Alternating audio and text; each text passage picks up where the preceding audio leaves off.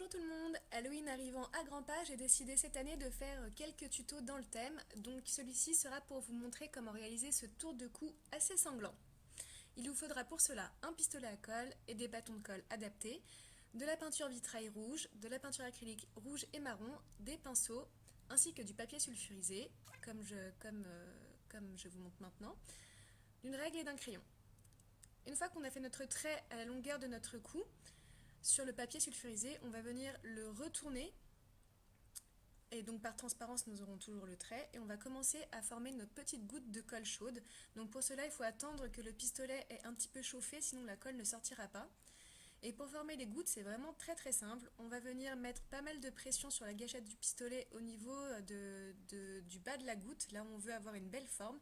Et on va venir remonter jusqu'à notre trait en relâchant la gâchette du pistolet pour mettre moins de pression. Donc il y a moins de colle qui va sortir et ça va former de jolies gouttes.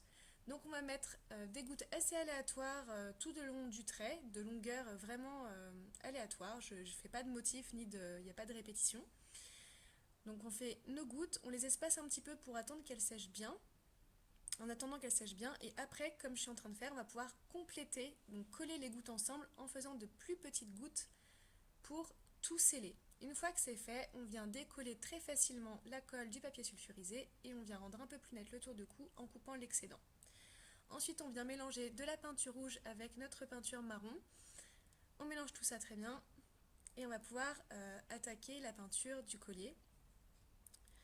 Donc on va simplement appliquer la peinture bêtement. Donc là vous voyez je rajoute du rouge parce que je trouvais que c'était un petit peu trop foncé. Donc là vous faites vraiment le mélange que vous voulez. Si vous voulez mettre juste du rouge sans marron, faites-vous plaisir.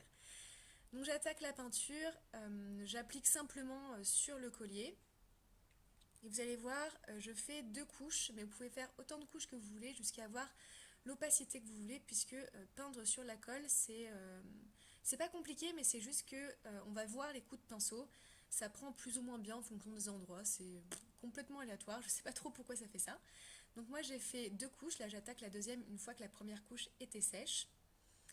Et une fois que la deuxième couche est faite, et que j'ai le résultat qui me convient, j'attends que ça sèche et je viens peindre au moins une couche à l'arrière pour que ça soit vraiment pas trop transparent. Donc je fais ma couche à l'arrière.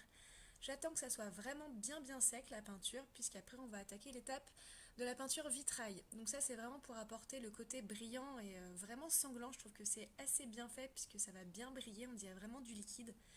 Donc j'applique ma peinture vitrail au pinceau.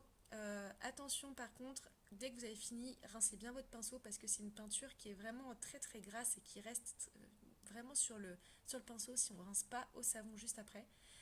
Donc faites attention. Donc voilà, là j'ai vraiment peint tout mon collier. Et une fois que c'est bien sec, j'attaque l'étape du vernissage. Donc là j'ai pris un vernis à eau, à base d'eau.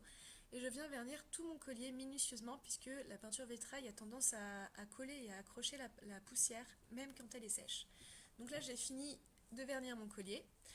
Avec un outil pointu ou là une petite drémelle, je viens former 2 trous de chaque côté du collier. Et avec un anneau et un fermoir, je viens fermer un côté. Et ensuite, un anneau et de la chaînette assez large, je ferme l'autre côté. Ça va permettre de fermer le collier comme ceci.